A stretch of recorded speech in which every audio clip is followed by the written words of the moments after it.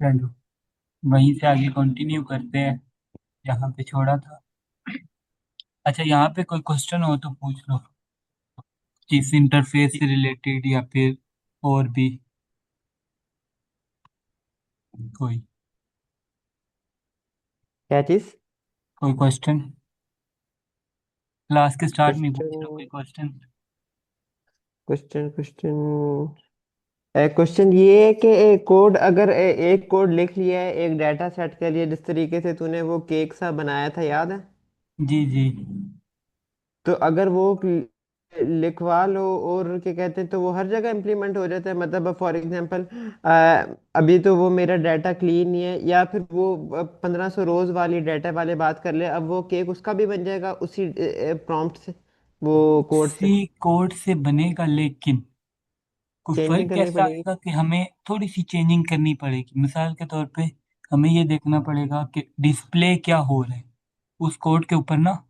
उस कोड को सही निकालना है। ले, उस कोड के ऊपर डिस्प्ले क्या क्या चीजें हो रही है, पहले तो ये देखना पड़ेगा। अब वहां पे डिस्प्ले हो रहा है कि ए, ऊपर लिखा हुआ है कि पहले क्लोथ है, फिर उसके अंदर सब कैटेगरी हम्म। का नाम लिखा है, फिर सब कैटेगरी का नाम लिखा है, उन सबको चेंज करना पड़ेगा। ये मतलब जो बंदों के सिर्फ नाम ही चेंज करने नाम पड़ेंगे, चेंज अंदर से करने, उनका और सिस्टम ही नहीं, यही रहेगा। अंदर सिस्टम चेंज नहीं करना पड़ेगा, हमें कॉलम के नेम अच्छा चेंज अच्छा। करने पड़ेंगे, सही किन सही कॉलम्स के ऊपर काम हो रहे हैं। सही सही सही सही, समझ आ रहा है, और ठीक है। ऊपर डिस्प्ले क्या हो रहा है वो चेंज कर, बाकी सारा कोड तो सेम रहेगा। यानी एक बार चार्ट का, उस केक वाले चार्ट को छोड़ दे, बार चार्ट हमने बनाया ना, तो उसके हम्म लिए कोड एक ही होगा, ये बार चार्ट बन गया। अब ऐसा नहीं है कि हर बार चार्ट के लिए अलग से कोड होगा, कोड तो वही रहेगा ना। अब डेटा क्या हम्म है, किस डेटा के ऊपर वो अप्लाई हो रहा है, डेटा सेट चेंज किया तो वो बार चार्ट ऑटोमेटिकली चेंज हो जाएगा। यानी ये वाला डेटा हम्म, है ना, 1500 रो वाला, हमने इसको हाँ लिंक हाँ, कर दिया एक बार, उसके ऊपर काफी सारे चार्ट्स बना हम्म, लिए। अब ये डेटा अपडेट हो गया है, इसकी सही है सीएसवी फाइल अपडेट होगी, 1500 की जगह 15,000 भी आ जाए ना, तो उस कोड के अंदर हमें बिल्कुल सही भी है चेंजिंग नहीं करनी पड़ेगी। सही है, समझ जब हमने आती है। दोबारा से ये अब रन करेगी तो दोबारा वो अपडेट हुआ हुआ ये सारे चार्ट्स, बड़े जो होना होगा वो जो छोटा होना होगा वो सब कुछ होके आएगा हमारे पास। सही है, अब दूसरा सवाल पूछो। दो की जगह चार पूछो। यार फोल्डर कैसे ये लिंक किया है, और सीएसवी फाइल कैसे अपलोड किया है? फोल्डर खुद ब खुद लिंक हो जाता है जब तू ओपन विद वीएस कोड करता है, या नहीं कोई फोल्डर को लिंक करने का तरीका होता है? नहीं, लिंक करने का यही तरीका होता है कि ओपन विद वीएस कोड कर, और भी तरीके हैं लेकिन सबसे आसान तरीका ये है कि आप open with VS open, code कर लो। सही है। और ये अब अपलोड कैसे किए, सप्लाई चेन की डाटा अभी शीट? तो कुछ अपलोड नहीं या किया, अभी कुछ भी अपलोड नहीं हुआ, अभी ये फाइल हो रही है कि हमारे पास ये फाइल्स फोल्डर के अंदर पड़ी हुई है। इंडेक्स अच्छा डॉट अच्छा, एच सही टी एम एल है। अभी बनाई थी, ये पड़ी है, इसको डिलीट कर देते हैं। अब वो डिलीट वहां से भी डिलीट हो गई है, जो हमारा जो मेन फोल्डर था, ये वाला सही इधर है। से हमने ओपन किया था ना, तो जिधर से हमने ओपन किया वो फोल्डर पूरा इधर ओपन हो गया। अभी हमने कुछ भी इंपोर्ट नहीं किया पाइथन के अंदर। ओके। जो डेटा सेट की बात कर रहे हैं ये अभी इंपोर्ट नहीं हुआ, अभी ये डेटा सेट है। अच्छा, अब देख, ओ यहाँ माय पे डेटा गॉड। कितना अजीब सा शो हो रहा है। सही सी बात एस है। वी है ना, कॉमा सेपरेटेड फाइल है, तो हर एक वाली का कॉमा लगा हुआ है। ओए अब होए यहाँ पे होए। सात ऑप्शन आ रहे हैं, क्या इसको अच्छे तरीके से देखना है तो ये rainbow C S V extension है, उसको इंस्टॉल कर लो। करनी पड़ेगी। कर लेते हैं, देखते करके उसके बाद क्या रिजल्ट हमारे पास शो होता है। पहले तो अजीब सी वैल्यू शो हो रही थी। सही है। अच्छा, अब इसने कलर भर दिए, ये काम किया उस वो रेनबो ने, मतलब पहले कॉलम को वाइट, दूसरे को ब्लू, तीसरे को फिर वाइट, नहीं, इस तेरे तरह पास करके। कोई ऐसी एक्सटेंशन नहीं है जो कि कहते हैं अगर एक्सेल की सीएसवी फाइल अपलोड करो तो वो कॉलम अलग से बने हुए आ जाए इसको खूबसूरत से? देख लेते तो यहाँ वो, पे, हाँ टेबल की फॉर्म में आना चाहिए ना। रुक जा, इधर हाँ सर्च कर फिर लेते हैं C S V to table preview आना, ये C S V to table, इसको इंस्टॉल करते हैं, देखते हैं ये क्या करता है। मे बी ये उसको टेबल की फॉर्म में कन्वर्ट कर दे। अच्छा, इसका ऊपर तरीका भी यहाँ पे इन्होंने वीडियो के अंदर शो किया, हाँ कन्वर्ट बात है। टू टेबल, आगे लिखना पड़ेगा सही।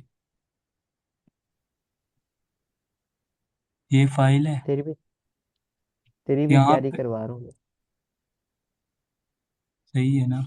यहाँ पे कंट्रोल शिफ्ट पी दबाया है तो ये विंडो ओपन हुई है। क्या लिखा था, कन्वर्ट टू टेबल। हाँ, कन्वर्ट टू,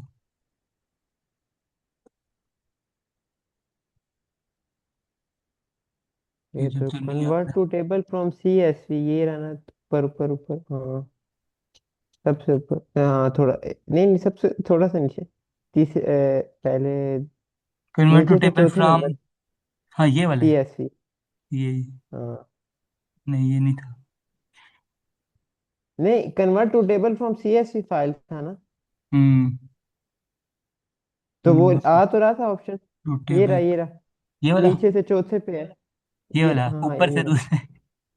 ये आ गया कन्वर्ट। अच्छा, अब दोनों अप्लाई हो रही है एट अ टाइम, यानी कलर भी शो हो रहा है। वो रेनबो वाले से कलर शो हो रहा है, और इससे यहाँ पे मेरे ख्याल से हम हैं एडिटिंग भी कर सकते हो वो।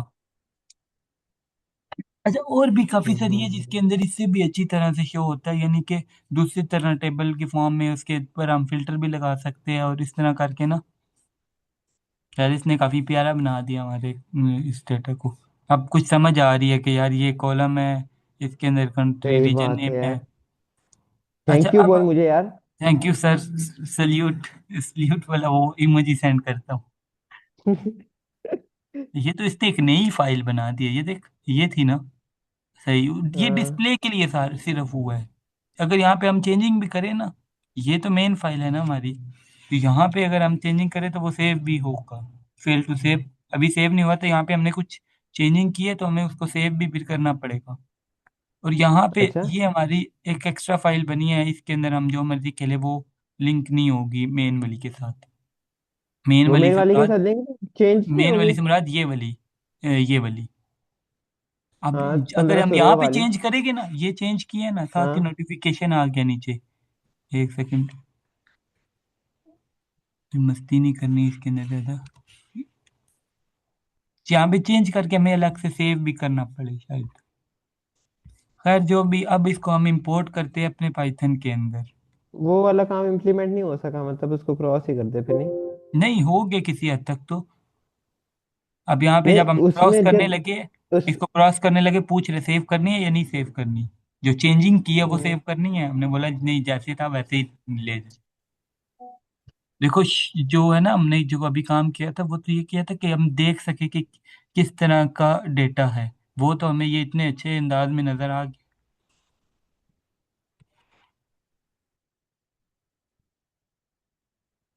अब इन एक्सटेंशन को, एक्सटेंशन इस तरह काम करती है, यहाँ से ये भी पता चल गया, जिस चीज़ की ज़रूरत है ना उसको जाके सर्च कर लो, उससे रिलेटेड कोई ना कोई मिल नहीं तो जाएगी। तो क्या कहते हैं अभी, लेकिन फायदा क्या जब हमने हर काम तो मेन ही वो खिचड़ी वाली फाइल में करना है, तो फिर उस दूसरी वाली फाइल का क्या मकसद हुआ, देखो, अच्छा वॉइस वाली। यहाँ पे एक चीज़ ये समझने की ज़रूरत है कि हमने काम ना खिचड़ी वाली फाइल पे करना है ना इस फाइल पे करना है। यानी अच्छा अच्छा। एक्सेल में ये होता है कि हमें एक एक फाइल की, एक एक सेल, एक एक चीज नजर आ रही होती है, यहाँ पे हमें कुछ भी नजर नहीं आ रहा। मिसाल के तौर, जब हम इसको इंपोर्ट करेंगे तो हमें फिर भी इंपोर्ट फाइल हो जाएगी, हमें कुछ भी नजर नहीं आएगा, पूरा डेटा हमारे सामने नहीं होगा। अच्छा अच्छा अच्छा अच्छा अच्छा, सही सही समझ आ रहा है। वो बस लिखा हुआ आ जाएगा, इम्पोर्ट इंपोर्ट हो सप्लाई गया, चेन डाटा से। हाँ सप्लाई चेन का डेटा सेट इंपोर्ट हो गया। अब इंपोर्ट किस तरह करते हैं, सबसे पहले आपको इंस्टॉल करनी पड़ेगी पिप इंस्टॉल पांडास। अब ये मेरे में तो इंस्टॉल हुई हुई है, ये करके तो कंट्रोल इंटर, एक सेकंड, एग्जीक्यूट करने के लिए ना लाइन को कंट्रोल प्लस इंटर दबाते हैं, कंट्रोल प्लस इंटर टू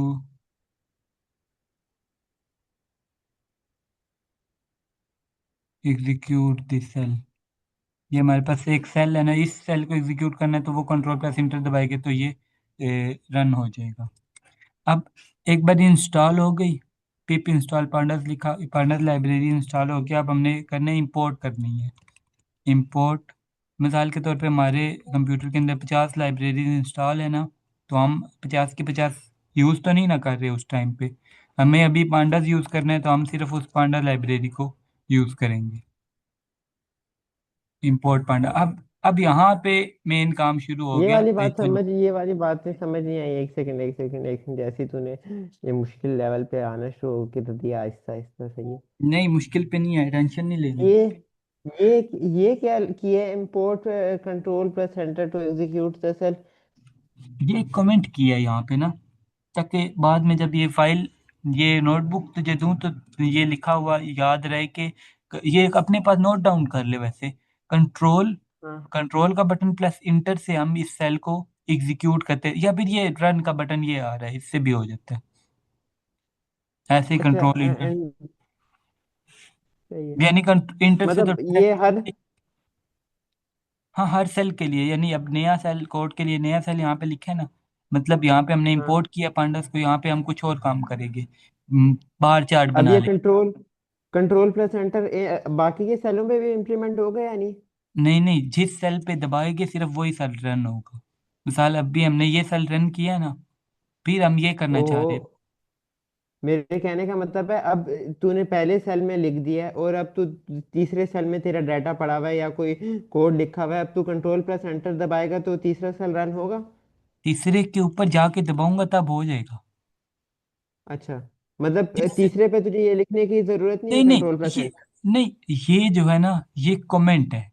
ये सिर्फ सही इसलिए है। लिख रहा हूँ ताकि याद रहे। अच्छा अच्छा अच्छा लिखना, अच्छा। जो ग्रीन में लिखा जाएगा ना, हैश से स्टार्ट होगा, वो कमेंट हाँ। होगा। यहाँ पे, सही है। अब यहाँ पे मैं कमेंट कर देता हूँ कि मैं क्या कर रहा हूँ, इम्पोर्टिंग पांडास लाइब्रेरी। ठीक है। अब ये कमेंट है, इधर जो मर्जी मैं लिखूं। अच्छा अच्छा। ठीक है, यहाँ पे अब मैं जो मर्जी लिखूं, इसका कोई वो नहीं है कि हमने किस पैटर्न के अंदर लिखना है, बस कमेंट के जो, जब ये ग्रीन हो गया, हैश से स्टार्ट हुआ है, अब जैसे मर्जी मैं लिखूं। अच्छा अच्छा सही है।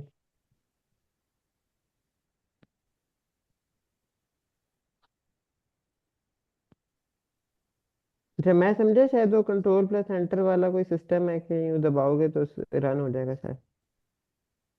ये सिस्टम है ना कि जब उसको दबाओगे तो वो सेल रन होगा, मतलब अब ये सेल रन करना है ना मैंने, तो कंट्रोल प्लस इंटर दबाऊंगा। कंट्रोल प्लस इंटर अच्छा। दबाया, अब ये रन हो। अब यहाँ से मेन काम पाइथन का स्टार्ट हुआ है कि हमें यहाँ पे कोई पाइथन का जो बैक, मतलब जो पाइथन अलग से इंस्टॉल करवाई थी ना, या एनाकोंडा या पाइथन, जुपिटर नोटबुक या पाइथन, दो में से एक करनी थी। अब वो लिंक सही है। करेगा इसको उसके साथ। सही है। ये लिंक हो गया। अब ये थोड़ा सा टाइम लेगा, एक आधा मिनट कनेक्ट करने के लिए। अच्छा पाइथन इन्वायरमेंट अभी एक्टिवेट कर रहा है।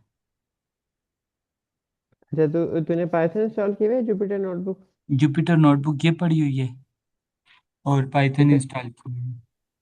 अब ये सेल रन अच्छा हो अच्छा। गया। ये 7 सेकंड के अंदर इसने इसका काम पूरा कर लिया, पांडास को इंपोर्ट कर लिया। सही है। अब हम जो भी है ना पांडा लाइब्रेरी के ऊपर काम कर सकते हैं। यहाँ पे जाते हैं पांडास की अच्छा चीट शीट के ऊपर।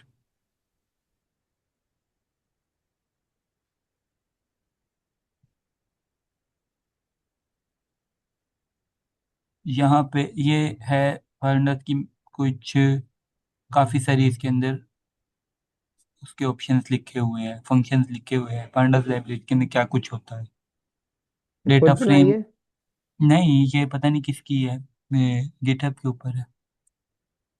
अच्छा अच्छा सही है। यहाँ पे हम खुद से डाटा फ्रेम बना सकते हैं। वो उसके ऊपर मेरे ख्याल से जाने की हमें ज़रूरत नहीं है कि खुद से डाटा इधर किस तरह बनाते हैं। सही टेबल है। अगर बनाना हाँ। है तो वो किस तरह बनाएगी, उसकी हमें इतनी ज़रूरत नहीं है। हमने सही है। इंपोर्ट ही करना है। तो इसके अंदर हम इसकी हम्म, बारीकियों को समझने के, हम इसको स्किप ही कर देते हैं कि हमने बाद में इसकी ज़रूरत कभी पड़े तो सीख लेना, नहीं तो हमने डायरेक्ट इंपोर्ट ही करना होता है। अभी यहाँ पे हम ठीक है, ढूंढते हैं कि टेबल बनाना आसान सा काम है, वैसे भी मैं सीख लूंगा, सही है। हाँ। और अब हम यहाँ पे देखते हैं कि इंपोर्ट किस तरह होगा, या फिर हम्म, सीधा एआई को बोलो, उसको पहले ट्रेन कर लो कि जब सीख रहे हैं ना चीज़ें, तो उसको ट्रेन कर लो कि हमें शॉर्ट वर्ड के अंदर एक एक लाइन का कोड देना है, ताकि हम चीज़ें सीख सकें। अगर डायरेक्ट दे दिया और उसी को कॉपी पेस्ट कर दिया तो फिर मतलब हमने डायरेक्ट उसको डेटा सेट की चीज़ें बता दी, भाई ये चीज़ें और हमें एनालाइज करके दो, एनालाइज करने के लिए कोड दे दो, तो वो तो हम कॉपी पेस्ट करेंगे, उसका फ़ायदा नहीं होगा। अब यहाँ पे हम एक ना बनाते हैं वेरिएबल, डेटा अच्छा। फ्रेम के नाम से वेरिएबल बना लिया। अब जो ये डेटा सेट है ना हम्म हमारा, इसको हम कहेंगे कि डेटा फ्रेम के वेरिएबल के अंदर सारा डेटा सेट स्टोर हो जाए। एक तो है ना ये इसके वेरिएबल्स, ऑर्डर नंबर वेरिएबल है, हम्म ऑर्डर डेट है, हम्म शिपमेंट डेट है, ये और चीज़ है। अभी हम पाइथन के अंदर से हमने एक वेरिएबल डिक्लेयर किया, जो मर्जी कर लो, अपनी मर्जी से यहाँ पे नाम दे दो, डेटा सेट कह लेते हैं। डेटा सेट के अंदर अब हमने पांडास की मदद से इसको इंपोर्ट करना है, तो उसके कुछ रूल्स है। पांडास डॉट, अब ये सिंटैक्स पाइथन का ये इसी तरह लिखा जाएगा। अब पांडास डॉट उसके बाद ये जो लाइब्रेरी के फंक्शन है ना, ये सारे शो हो गए, क्या क्या फंक्शन अप्लाई कर सकती है ये लाइब्रेरी। ये पांडा के सारे फंक्शन है। हाँ, ये सारे पांडास के फंक्शन आ गए। पिवट टेबल बन जाएगा, और पिवट टेबल प्लॉटिंग, और मतलब काफी सारे फंक्शन। रीड क्लिपबोर्ड, क्लिपबोर्ड में कुछ पड़ा है वो रीड करना है, रीड सीएसवी, रीड एक्सेल। तो ये काफी एचटीएमएल, ये काफी सारे इसके फंक्शन है। अभी हमने क्या रीड सीएसवी रीड करनी है ना, हम्म तो हम सीएसवी रीड क्यों दबा देते हैं। अब इसके ऊपर होवर किया तो वो बता दिया अंदर इसके क्या क्या चीजें आनी चाहिए। तो डाटा शीट को इम्पोर्ट तो किया नहीं है। डेटा शीट को भी इंपोर्ट कर रहे हैं ना। तो अब इंपोर्ट पहले करने को क्या। अच्छा वो आ रहा था कि रीड सीएसवी के क्या क्या फंक्शंस है, भाई उसके अंदर अच्छा क्या अच्छा कुछ अच्छा आपने लिखना है। अच्छा अच्छा ठीक ठीक पहले पांडास मेन है, लाइब्रेरी हम्म ओवरऑल पाइथन है, पाइथन के अंदर लाइब्रेरी पांडास, पांडास के अंदर इसका एक फंक्शन है रीड सीएसवी, जिससे हम सीएसवी सही रीड करेंगे। और जो वो ये फाइल कहाँ पे जाएगी, इस डेटा सेट के अंदर स्टोर हो जाएगी। यानी सही फिर हमें समझ गया। इसका पूरा नहीं समझ आई। नहीं समझ आ गई, फिर हमें पूरा सही सही। डाटा से फिर हमें पूरा सप्लाई चेन नहीं लिखना पड़ेगा। हाँ, या फिर हमें जस्ट डाटा। हम डेटा सेट लिखेंगे तो वो काम हो जाएगा।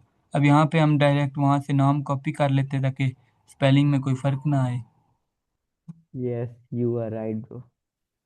अच्छा, अब ये हमारी डायरेक्टरी के अंदर पड़ा हुआ है ना, तो हम डायरेक्ट इसका नाम लिखेंगे तो ये इंपोर्ट हो जाएगा। लेकिन अगर कहीं बाहर पड़ा हुआ है ना, इस फोल्डर से बाहर पड़ा हुआ है डेटा, हाँ हाँ। तो हमें उसका पूरा लिंक देना पड़ेगा। अच्छा अच्छा मिसाल, डाउनलोड में पड़ा हुआ है ना, हमने कोई डेटा डाउनलोड की है, तो हम यहाँ से पूरा सही। उसका डाउनलोड का लिंक उठाएंगे। डाउनलोड, यहाँ पे हम्म तो खाली डाउनलोड आ रहा है ना। अगर मिसाल यहाँ पे डेटा पड़ा हुआ है, तो यहाँ पे हम यहाँ से पूरा पहले लिंक उठाएंगे डी के अंदर, इस फोल्डर के अंदर जाके ये वाली फाइल हमने उठानी है एक्सेल की, ठीक है। सही तो सही। उसको पूरा डिफाइन करना। अब यहाँ पे हमारा एक फोल्डर के अंदर काम हो रहा है, उसके अंदर हमने जस्ट नाम दे दिया कि ये नाम है, इस नाम की फाइल को इंपोर्ट कर लो। वो इंपोर्ट हो गया। सही अब हम चेक करते हैं इंपोर्ट हुई या नहीं हुई, क्या हुआ। डेटा सेट, डेट सेट मैंने लिखा हुआ ऊपर।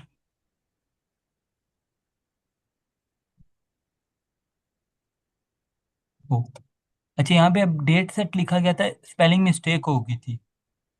अब हाँ, स्पेलिंग तो मैंने ठीक कर लिया, लेकिन फिर भी ये क्यों नहीं इंपोर्ट कर रहा, ये क्यों नहीं शो कर रहा, कह रहा data set is not defined.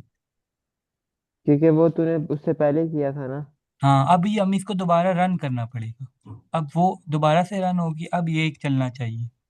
अब वो पूरा हमारे पास टेबल की फॉर्म के अंदर शो हो गया। पूरा यहाँ पे शो नहीं होता, सही यहाँ पे बस उसको डिस्प्ले करती है। इसको थोड़ा साइड पे सही करते हैं। यहाँ पे ये देखो, ऊपर के 5 कॉलम, नीचे के 5 कॉलम, 5 रोज, ऊपर की 5 रोज, नीचे की 5 रोज, और दरमियान में ये डॉट डॉट आ गया। और इधर सही। भी इसी तरह डॉट डॉट आ गया कि भाई इस तरह का ऊपर आपका आखिरी के 5 रो और आखिरी के 5 कॉलम। हाँ। अब अब हम इसको यूज करेंगे कि इसकी डिफरेंट चीजें चेक करेंगे, डेटा के अंदर क्या क्या कुछ है। Shape, describe, info, data type, sum, count, median, mode, apply, minimum, maximum, ये सब कुछ, स्टैंडर्ड डेविएशन, वेरिएंस, ये सब कुछ हम फाइंड कर सकते हैं। अब डेटा इंपोर्ट हो गया, किस तरह होगा? डेटा डॉट इन्फो लिखा है तो हमारे पास ये उसकी सारी इंफॉर्मेशन आ गई है। कितने कॉलम है, कॉलम के सही। नेम क्या क्या है, और अच्छा। नोटनल वैल्यूज कितनी है, और डेटा टाइप क्या है। सही। अब ये फंक्शंस कुछ बेसिक फंक्शन है जो हम डेटा, जब नया डेटा इंपोर्ट करते तो उसको हमने देखना होता है कि एक्सप्लोरेटरी डेटा एनालिसिस के हवाले से, कि उसको एक्सप्लोर करना होता है भाई इसके अंदर ऑर्डर आईडी है, नल वैल्यूज़ कितनी है, ज़्यादा नल वैल्यूज़ तो नहीं है।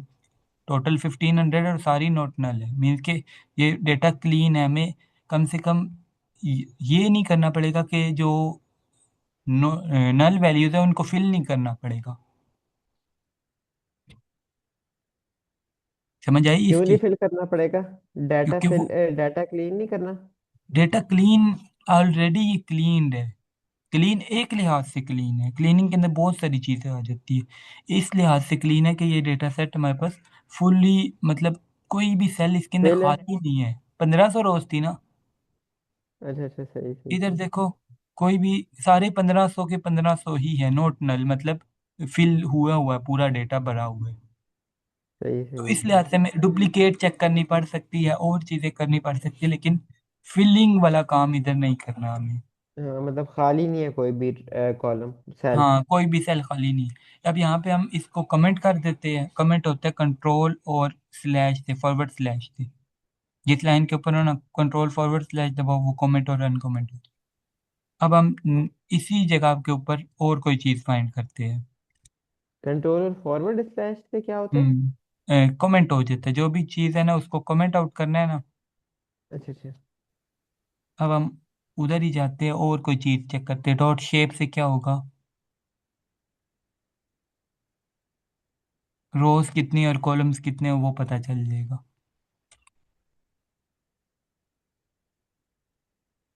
डेटा सेट, एक तो ये मैं डेटा सेट के अंदर हर बड़ी गलती कर लेता हूँ। अच्छा, इसका अच्छा तरीका ये है कि हम डेटा सेट का नाम ही बदल देते हैं, डी एफ रख देते हैं। फिर बार बार गलती हो रही है, कभी डी छोटा लिख देता हूँ, कभी बड़ा लिख देता हूँ, कभी डेट सेट हम्म। लिख रहा हूँ। इसको हम डी एफ कह देते हैं, ताकि इस गलती से तो हमारी जान छूटे ना। अच्छा, अब हम डी एफ लिखेंगे तो वो डेटा फ्रेम के नाम से डी एफ या डी एस कर लो। अब ये हमारे पास शेप आ गई है कि 1500 रोज है और 24 कॉलम है इसके अंदर। और इधर आ रहा से, है समझ। अब इधर से और बता क्या चीज़ चेक करे। इसमें और चेक कर यार, इसमें क्या चेक करें? इसमें कोई मजे का ऑप्शन? मिनिमम और मैक्सिमम चेक कैसे सही, करेगा? मिनिमम क्योंकि और इसमें मैक्सिमम चेक कर लेते हैं। अच्छा, इसमें तो मिनिमम और, अब वो पूछेगा कि किस में चेक करना है, मिनिमम मैक्सिमम डेट में चेक करना हाँ है ये भाई। चीज़ है, ये बिल्कुल सही बोला। अब वो पूछेगा किस में चेक करना है, तो उसके लिए हमें पहले तो नाम भी पता होने चाहिए कॉलम के। वही हम इन्फो कर लेते हैं ताकि हमें कॉलम के नेम पता चल जाए। ठीक है, या फिर एक और भी है, डी एफ डॉट कॉलम लगाएंगे तो वो कॉलम आ जाएगी, डी एफ डॉट कॉलम। इसको कमेंट कर देते हैं, अब ये कॉलम आ गए। ठीक है, ये कॉलम्स एग्जिस्ट करते हैं। हम्म। अब हमें एक कॉलम और पहले ही सिलेक्ट करना पड़ेगा, मिनिमम और मैक्सिमम चेक करना है ना।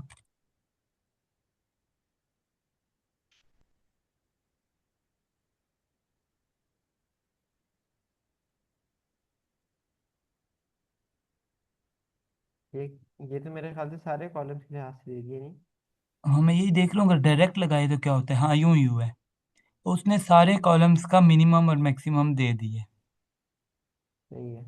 ऐसा ही हुआ है। अब अगर हमने किसी किसी एक स्पेसिफिक मैक्सिमम भी साथ फाइंड कर लेते हैं, डी एफ डॉट मैक्स।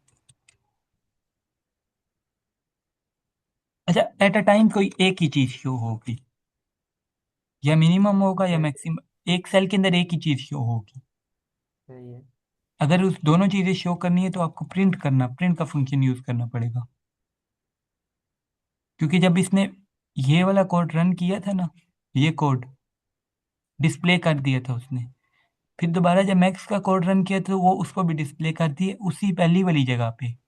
लेकिन जब हमने इसको प्रिंट कर दिया ना, तो अब ये वाला भी शो होगा और दूसरा भी शो होगा। ये मिनिमम हो गया और नीचे मैक्सिमम हो गया। समझ आ रही है ना? समझ आ रही है। अच्छा, एक और काम कर सकते हैं कि यहाँ पे हम लिखते हैं, अब इसके अंदर थोड़ी साथ साथ ना बेसिक पाइथन भी आनी चाहिए। यहाँ पे इसका जो कोड है ना, उसका सिंटैक्स है वो ये है, प्रिंट और साथ लिखेंगे दिस इज मिनिमम। इसके अंदर हम जो मर्जी लिखे, इन के अंदर ना हम जो मर्जी लिखे वो प्रिंट हो जाएगा। अब लिखना आना चाहिए दिस इज मिनिमम। ये आ गया। सही है। इसी तरह हम एक ही कोड के अंदर ये दोनों काम भी कर सकते हैं। इसको कॉपी करो और यहाँ पे हम करली ब्रैकेट के अंदर जब लिखेंगे ना, हाँ। डी एफ डॉट मिन, और इसके लिए यहाँ पे हमें बाहर एक फंक्शन लगाना पड़ेगा एफ का, कि इसके अंदर हमने कोई फंक्शन भी यूज़ किया, कोई मतलब खाली वैल्यूज़ नहीं, खाली हमारे ये टेक्स्ट नहीं है, इसके अंदर कोई फार्मूला भी यूज़ किया हुआ, ये फार्मूला। हम्म, अब जब हम इस कोड को रन करेंगे तो ये एक ही कोड से दोनों चीज़ें चल रही है, दिस इज़ मिनिमम, और साथ ही उसके साथ ही ऑर्डर आईडी स्टार्ट हो गई है, यानी एक लाइन का फासला भी नहीं छोड़ा। अब लाइन का फासला छोड़ने के लिए क्या करना पड़ता है मेरे ख्याल से, फॉरवर्ड स्लैश एन या बैकवर्ड स्लैश एन होता है। नहीं, वो सही मुझे याद नहीं है। हाँ, यही है। बैकवर्ड स्लैश एन से हमारी नेक्स्ट लाइन पे चला जाता है। एक लाइन का फासला छोड़ दिया यहाँ पे उसने। समझ आ रही है? हाँ, तो पहले इतना कोड को मुश्किल कर दिया, पहले भी तो उसने वही काम किया हुआ था। अब पहले भी वही काम किया था, अब वो एक ही लाइन के अंदर काम हो गया। ये कुछ चीज़ें उसकी सीखनी है पाइथन की, उसके लिए। अब यहाँ पे फंक्शन की चीज़ समझ आ गई कि एक ही लाइन के हम्म। अंदर अगर काम करना है। हम्म। बाज़ औक़ात यहाँ पे तो हमें ज़रूरत नहीं थी, बाज़ औक़ात ज़रूरत पड़ जाती है। हम्म। ज़रूरत कैसे पड़ेगी? अगर ये लिखना हो द वेरिएंस इज, यहाँ पे आगे वो वेरिएंस की वैल्यू आ जाएगी, और and the mean is, mean की वैल्यू आ जाएगी। अगर हमें इस तरह की इक्वेशन, इस तरह की स्टेटमेंट लिखनी हो तो वेरिएंस तो हर बार ही चेंज होगा। हम्म। स्टैंड मीन भी हर बारी चेंज होगा, हर बारी हम कॉपी पेस्ट तो नहीं ना करेंगे। हम यहाँ पे इस सही बात। फंक्शन को इस्तेमाल करेंगे कि हमारे पास जो डेटा फ्रेम के अंदर एक कॉलम ले लेते हैं, कॉलम भी हम डॉट से ही लेंगे, या फिर दूसरा तरीका कॉलम का है बड़ी ब्रैकेट का इस्तेमाल करना। हम्म। ये चीज़ें नोट डाउन करता जाना साथ साथ। हाँ, कर रहा हूँ। कर रहे ऑर्डर क्वांटिटी हम देखते हैं कि उसका वेरिएंस क्या है।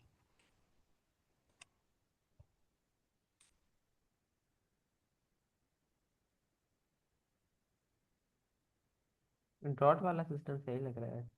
अच्छा, डॉट वाले के अंदर भी एक चीज़ में फ़र्क है ना। डॉट वाला तब यूज़ होता है जब हमारे पास कॉलम नेम सही हो। सही से मुराद ये है कि इसके दरमियान में फ़र्क ना हो, गैप ना हो, तब हम डॉट का यूज़ करते हैं। जब इसके दरमियान गैप आ जाए ना, स्पेस आ जाए, तब हम हम्म। डॉट नहीं यूज़ कर सकते। दल अगर क्या हमने यहाँ मतलब? पे डॉट, अगर तो हम यहाँ पे इसको रिमूव कर लेते हैं ना, और सिंपल लिखते हैं, इधर प्रिंट करवाते हैं डी एफ डॉट प्रॉफिट, सही है। इसको भी रिमूव कर देते हैं, इसको भी फिल वक्त कमेंट कर दिया तो मतलब वो काम नहीं करेगा। डी एफ डॉट प्रॉफिट नहीं का, डेटा फ्रेम है no attribute profit, D F dot profit dot minimum, ये प्रॉफिट का मिनिमम शो हो। क्यों नहीं ये शो कर प्रॉफिट रहा? वाला कॉलम ही नहीं है शायद। होगा, प्रॉफिट वाला कलम है। 10 मिनट रह गए हमारे पास। प्रॉफिट का पी शायद कैपिटल हो। हाँ, ये शो कर दिया, प्रॉफिट का पी कैपिटल था। तो अच्छा। अब ये, हाँ, अब ये देखो मिनिमम उसने शो कर दिया, ये मिनिमम है। इसी तरह हम्म। मैक्सिमम भी शो कर सकते हैं इस तरह। अब प्रॉफिट तो अब ये पूरा प्रॉफिट का कॉलम शो कर दिया उसने। हम्म। यानी यहाँ पे फुल कॉलम नहीं शो करता, क्योंकि अब अगर बहुत बड़े हाँ, डेटा सेट के ऊपर 1 लाख वैल्यूज है तो वो बंदा स्क्रॉल ही करता रहेगा फिर। सही बात है। वो थोड़े इसलिए से कि शो कर। पहली पाँच और आखिरी पाँच सही है। हाँ, पहली 5 आखिरी 5 थोड़े से शो कर दे, क्योंकि हमने डायरेक्ट डेटा देख के हम कुछ भी नहीं निकाल सकते उसमें से। हमें बस हम्म। डेटा की थोड़ा सा एक पार्ट मिल जाए ना, कि किस टाइप का डेटा है अंदर ना। प्रॉफिट आया कि हम्म। हजारों में जा रही है, लाखों में जा रही है, या 20 30 50 60 तक की में दूध है। थोड़ा सा इससे हमें आइडिया हो गया। अब सवाल की तरफ आते कि हमने वो क्यों नहीं किया। हाँ, बड़ा ब्रैकेट क्यों इस्तेमाल करते हैं? बड़ा ब्रैकेट क्यों इस्तेमाल किए। जब हम लिखेंगे ना डी एफ डॉट, यहाँ से लिखते हैं order ID. Order ID. Yes. ये ऑर्डर आईडी है। कॉपी कर लो और यहाँ पे पेस्ट कर दो। अब होना तो ये चाहिए कि ये प्रिंट होना चाहिए, लेकिन क्या कह रहे हैं, इनवैलिड सिंटेक्स। ये आईडी फजूल का क्यों आया हुआ है। क्यों? क्योंकि इसके दरमियान स्पेस आ गया। वेरिएबल डिक्लेयर करने का एक रूल होता है। एक नहीं, काफी सारे रूल होते हैं। ये भी तो वेरिएबल्स ही है ना। हाँ हाँ हाँ हाँ, हाँ। तो इसका रूल को फॉलो नहीं किया हुआ कि यहाँ पे हमें अंडरस्कोर देना चाहिए था। अब ये यहाँ पे काम आ गया डेटा क्लीनिंग का। हम्म। इसको अब हम क्लीन कर सकते कि कॉलम नेम जो है उसके अंदर स्पेस की जगह हमारा रिप्लेस हो जाए अंडरस्कोर से, ताकि हम डायरेक्ट डॉट वाला भी यूज कर सके। हाँ। और दूसरा तरीका ये है। अभी इसी सेल पे अंडरस्कोर लगाएगा तो रन नहीं करेगा नहीं? नहीं, इस सेल पे लगाऊंगा तो नहीं रन करेगा। लगा के चेक करते हैं ना। किधर ये अंडरस्कोर लगाना था, ये छोटा हो गया। वो कह रहा है अंडरस्कोर नाम की भी कोई चीज एग्जिस्ट नहीं करती। अंडरस्कोर ऑर्डर अंडरस्कोर आईडी नाम की भी कोई चीज एग्जिस्ट नहीं करती। तो अब हमारा जो क्वेश्चन था उसका हमें जवाब मिल गया। अच्छा, ये भी हमें साथ ये कह रहा है कि ये मेरे ख्याल से साथ हेल्प करेगा कोड में ना।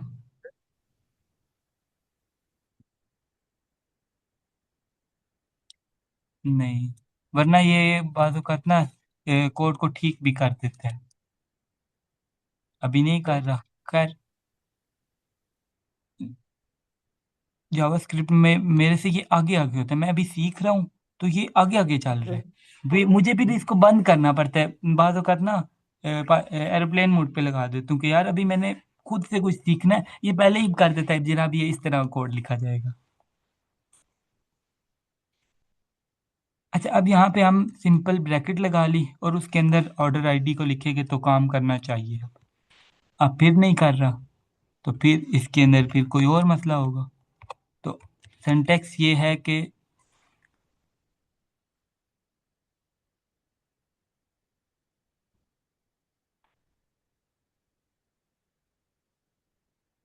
रुक जाओ,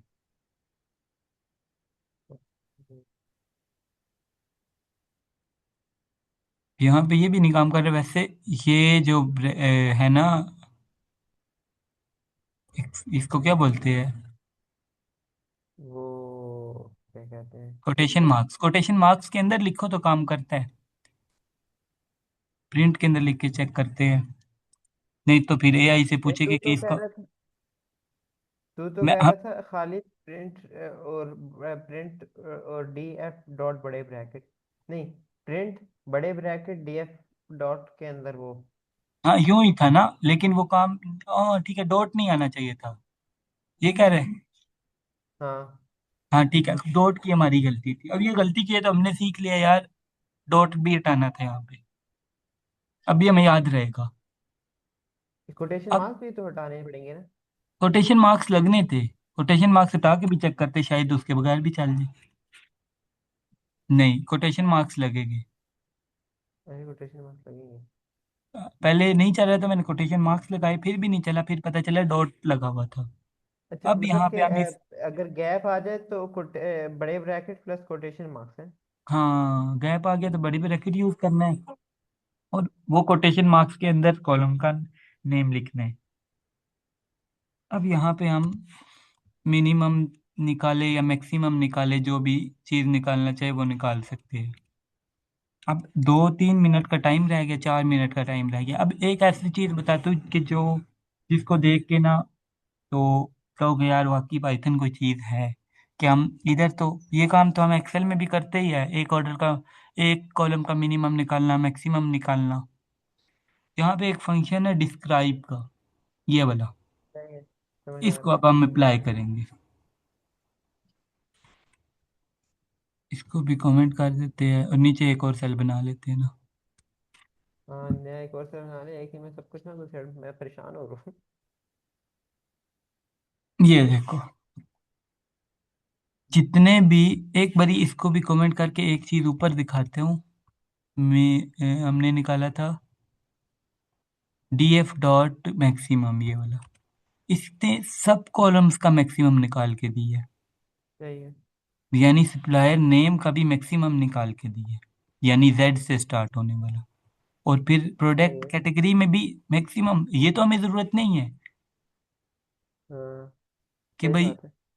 एच से स्टार्ट हो रहा है। मिनिमम लिखेंगे तो ए बी सी के करीब करीब वाले सारे हमें शो होंगे। ये सही है। बी वाले अफ्रीका, बांग्लादेश, फिर ब्लूटूथ स्पीकर प्रोडक्ट नेम में ये ए और बी से, जो स्टार्टिंग में ये सी से शुरू हो रहा है, तो इस तरह के कर दिए, हालांकि इसकी हमें जरूरत नहीं थी। सही बात है। अब जो दूसरा अभी फंक्शन जो हम पढ़ने जा रहे हैं डिस्क्राइब का, ये हमारे पास हाँ। जितनी भी न्यूमेरिक वैल्यूज है उसका स्टैटिस्टिकल एनालिसिस थोड़ा सा करके दे देते, मतलब स्टैट्स उसके ऊपर थोड़ी सी अप्लाई करके ना, इधर क्या लिखा होगा, basic descriptive and statistic for each column और ग्रुप बाय। भाई डिस्क्रिप्टिव स्टैटिस्टिक्स इसके ऊपर अप्लाई करेगा और वो सारी हमें वैल्यूज दे देगा। काउंट कर अच्छा, दी है मतलब वैल्यूज कितनी है, मीन सही है। फाइंड कर दी है, standard deviation, minimum value, 25 percentile, 50 percentile जिसको मीडियन भी बोलते हैं, ट्वेंटी इसमें 75। पॉइंट्स के आगे भी तीन तीन जगह में अगर वो हटाना हो कि मतलब कि जीरो जीरो सिर्फ कट डाउन कर दे, कोई पॉइंट के आगे नंबर है टू डॉट, फाइव या हाँ इसी के आगे अब कोई फंक्शन लगेगा डॉट, इसको डेसिमल बोलते हैं। हाँ,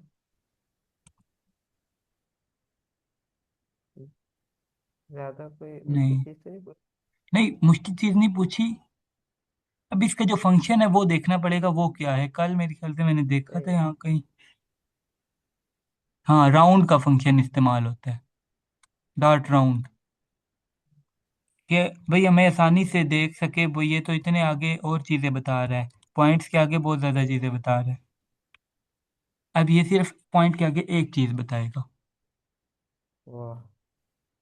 अब ये सारे फंक्शन, जितना काम हम इसके ऊपर करेंगे वो फंक्शन हमें याद हो अच्छा। जाएगी, या फिर। और अच्छा अच्छा, नहीं, मैं मेरा सवाल ये था कि जीरो वालों को निग्लेक्ट कर दे और क्या कहते हैं, कोई आगे फिगर है ना, 1 2 2 5 3 4, हम्म। तो फिर उनको लिख दे। समझ आ ये रही है भी, मेरी बात? ये भी हो। अब राउंड को अगर हम हटाए ना तो इसने राउंड का तो साथ समझ आ रही है ना कि इसने राउंड ऑफ कर दिया है। यानी ये हाँ। 1 था, ये 1 5 था, तो उसने 0 उसको कर दिया। उसका भी अब कोई फंक्शन होगा सही। कि पॉइंट के आगे। अब ये सवाल आया ना, ये एआई से पूछो कि यार ये मुझे प्रॉब्लम है, ये किस तरह सॉल्व होगी। जब इतनी इतनी चीज पूछोगे तो हमें समझ भी आएगी, याद होगी, चीजें सीखेंगे। अगर हमने डायरेक्ट डेटा सेट उठा के दे दिया, इसको एनालाइज कर दो, वो कहेगा ठीक है, आप साइड पे हो जाओ, मेरा काम है। तो छोटी छोटी चीजें इससे पूछनी है। अब ये जो हमने राउंड किया वो भी हमारे लिए काफी हेल्पफुल साबित हो रहा है कि हाँ, सही है। हमें काफी आसानी से समझ आ रहा है। अब काफी सारी चीजें इसने बता दी है। अब यहाँ पे अगर हम एक चीज को देखें, यार, वो चैट जीपीटी वीएस कोड वाला एक्सटेंशन होती है, वो ट्राई की है कभी? यार मैं अभी बता रहा हूँ ना, दूसरे जो है ना को पायलट गिटहब का, उस वो काफी हाँ। सारी चीजें बताता है। वो उसको प्रॉम्प्ट दो तो वो कोड भी लिख देता है। इधर पता नहीं क्यों पाइथन में नहीं शो हो रहा। अच्छा यहाँ पे एक चीज देख, मीन है अड़तालीस बंद सौ तो नहीं किया आपने? है। बंद तो